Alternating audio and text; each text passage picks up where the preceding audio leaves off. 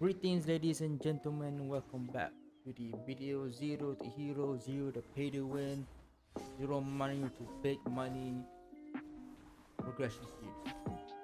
This is the week 3 recap.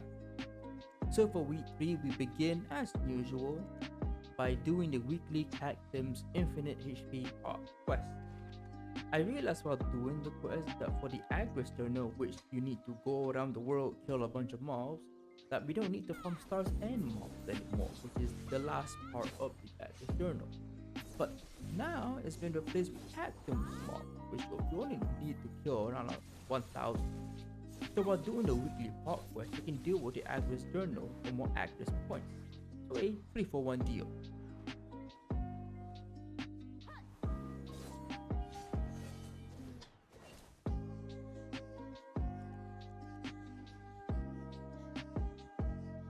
The next stop is to go to Shadowcons. Now, aside from the usual weekly pop quest that we do around here, there's also where you need to do or where you need to go for the Agnes Journal. Shadowcon requires you to kill 2000 mobs instead of 1000 from Cactums, so a little bit more annoying, which is the norm for Shadowcons.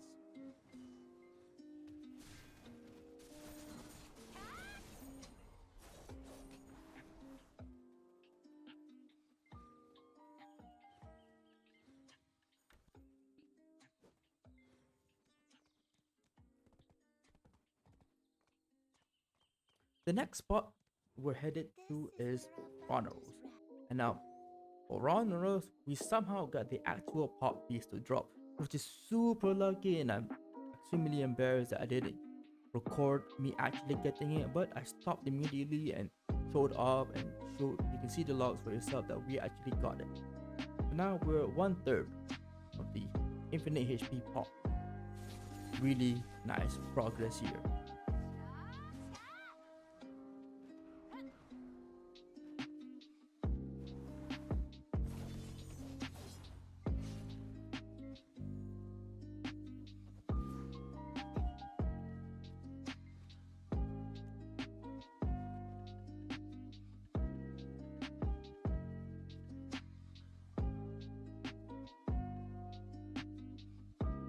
Now, what you can do is with any of the infinite pop pieces, well, mainly really the HP pop pieces, you can head to this NPC in Grana to turn it into a mini infinite HP pop, which is much weaker, but still an infinite HP pop that you don't have to manually top up anymore.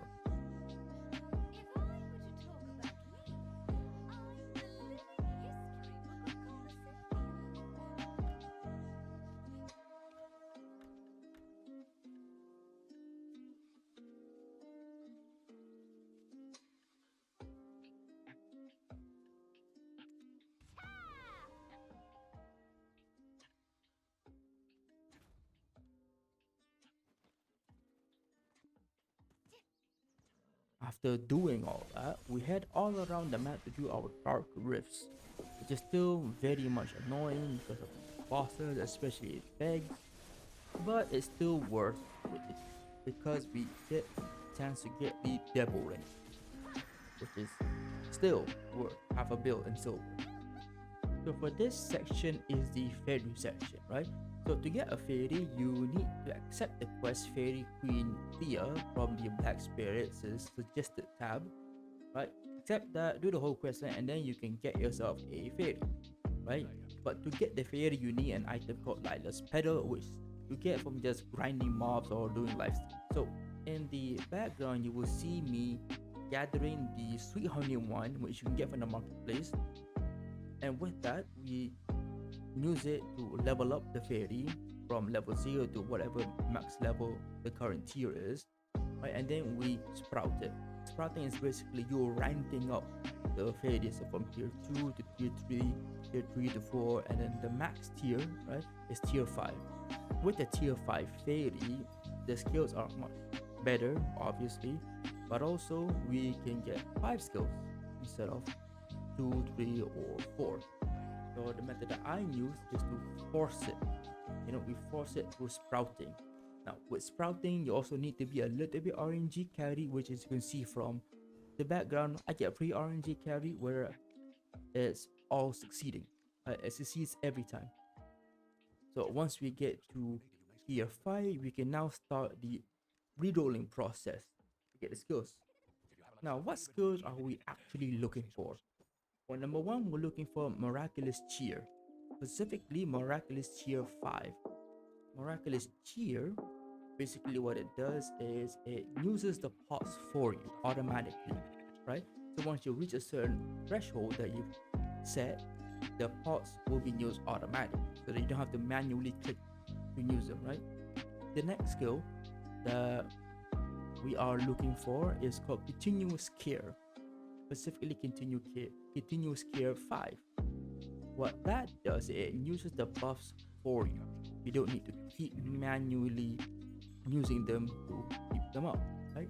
So these two are very, very vital skills for you. The next skill that is pretty useful to have is called Feathery Steps. What that does is it increases the amount of weight you can have over cap, right?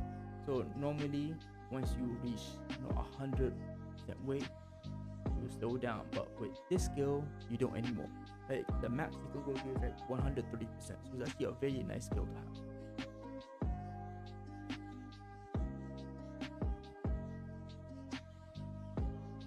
So for day 2, we get our daily grind session done. So for this week, you'll probably see a lot. We're going to be heading to Miramar, get a bunch of silver, right? Miramar should average you around 400 mil now. Really nice. So after that, I'm going to level up my fairy to the max level, just level 15, using basically the amount of money that we got for Miramar. So as you can see, the last 3 skills are pretty meh. We at least get Feathery Steps 3, but the others are pretty meh. And you can see me also be rolling here. So after doing all the fairy stuff, I decided to head to Mansions just to get the weekly top quest done, because I should probably do it. We're in the area and it's nice to get at least 3 weekly top quests done a week. Now Mansions is the spot you need to go for the infinite MP pot.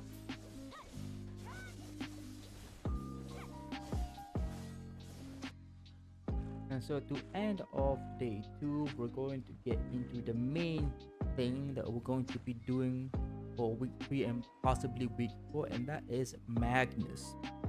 Right, the Magnus questline is actually pretty important to do, as it gives you access to the fast travel of the game, right? So what is the Magnus questline? Essentially, it's just puzzles that you need to go around and do. So in the background, you can just see me go through each puzzle. Now, I won't show every one of the Magnus quests, as some of them are actually pretty simple. But for the more puzzle oriented, I'll just show them there, so that you can use it as a sort of guide, I guess, on how to go through Magnus. So why are we doing Magnus? So like I said, we're doing it for fast travel. The other reason why we do it is for universal storage. Now, as you may have noticed while playing BDO, you can't really access the storage from other regions, right? So for example, let's say you're in Velia or the Serendia region. If you have not done Magnus, you cannot access your Calpheon storage or your Hydel storage because you have not done Magnus. So once you've done the Magnus questlines for said region, right, you not only are granted the ability to teleport to that region, but are also granted access to the storage for that region. So it's actually very useful to get it done as quickly and as soon as possible, right? The other reason why you want to do Magnus is for the free gear, right? So one of the rewards you get from doing Magnus is you get a free pen boss armor, right? Free pen boss armor, right? So free mid-game gear, which is really, really useful, right? Gives you a boost in your progression, right? So the So for day 2, I really just finished Serendia and Balanos. I don't want to do all of them right at right. I don't want to do all of them all in one day, but that will cause you to burn out, right? Because Magnus is still very glitchy.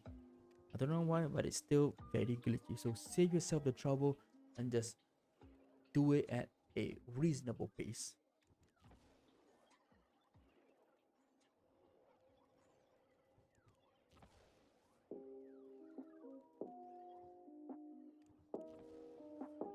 So we end day 2 with maxing out our fairy, which is really nice. We got basically all the skills we wanted. And then we also finished 2 regions of Magnus.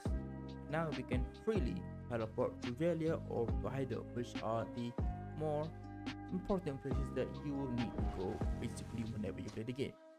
So really nice progression for week 3, day 2. Alright, so for week 3, day 3, which is the final day for the week, we start off with our obligatory mirror mount grind, right?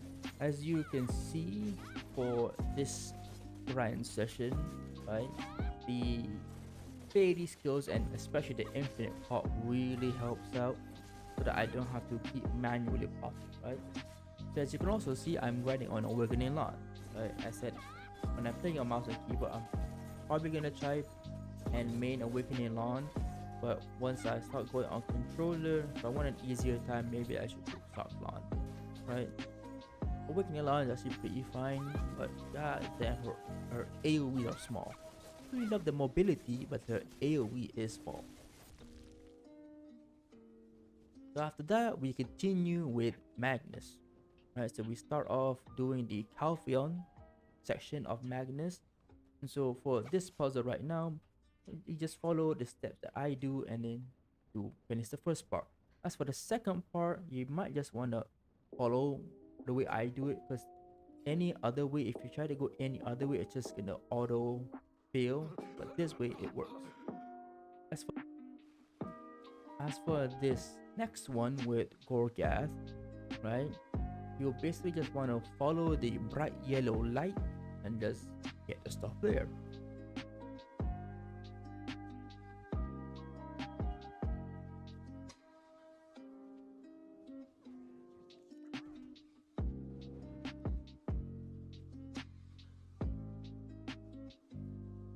Right?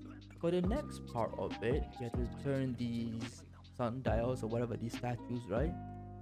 You can tell if you've done it correctly if the spheres are glowing, right? They all need to face a specific direction, and it's just more of a just pressing R, right? You don't want to press it too fast, because if you press it too fast, it gets annoying. You keep pressing over and over and over again until you get it to face the right way, right? This is also pretty easy.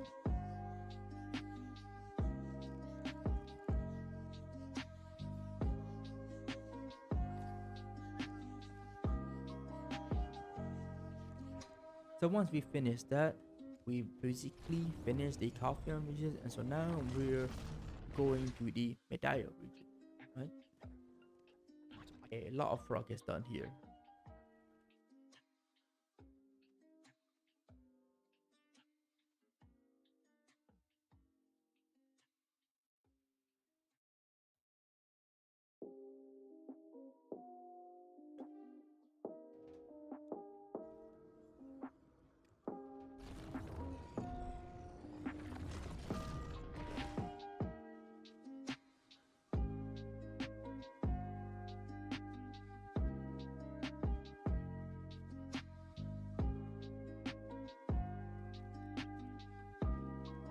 So after the little detour to Calpheon, you basically just go use Magnus, teleport to Media, and then just travel all the way here to start the Media region of the Magnus questlines.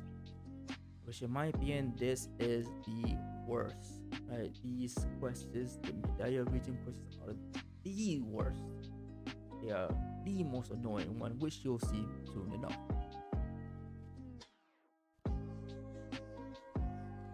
Alright, so the first puzzle that you're going to be doing is this mole puzzle, right? This is arguably the worst one because it's really random. You can see how I did it. I didn't even really know which is which. The hint is that the ferocious mole cloud is much darker, but as you can see from the clip, even though it's going fast, right, it's not really any difference. The only really difference is that if you can follow it a little bit longer. That's really the hint for this puzzle. This, I think it's a really bad puzzle. It's really annoying, man. So thankfully, that's really the only annoying one for Medaya. Medaya is pretty short. So now we can head to Valencia.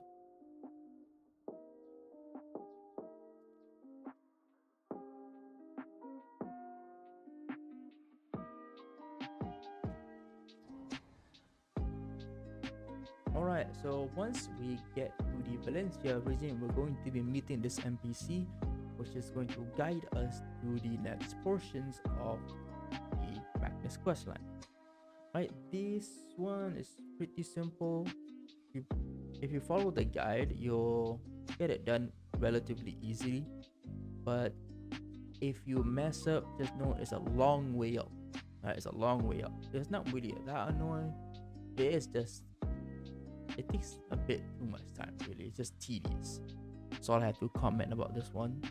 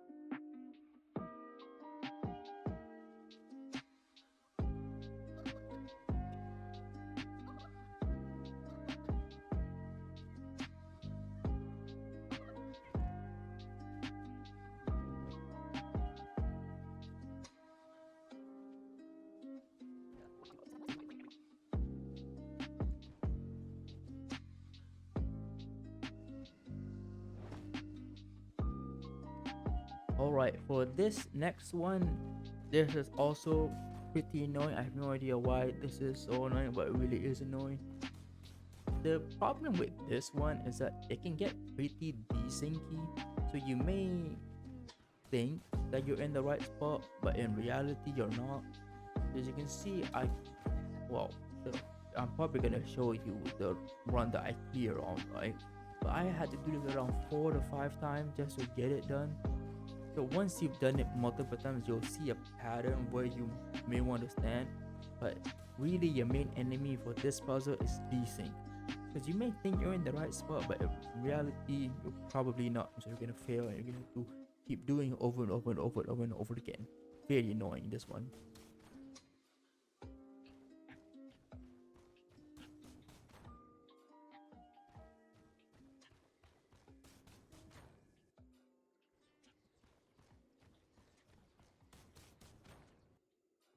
So I've decided to just leave it here. Right, we're going to end off in Cabo Sylvia with 5 regions of Magnus done. So with a total playtime of 1 day and 4 hours, or around 28 hours, right? We've got a lot done, right? We got our fairy, we got the skills for our fairy, and we've got Magnus done all the way up to Camo Sylvia. So if you enjoyed the video, please leave a like and subscribe.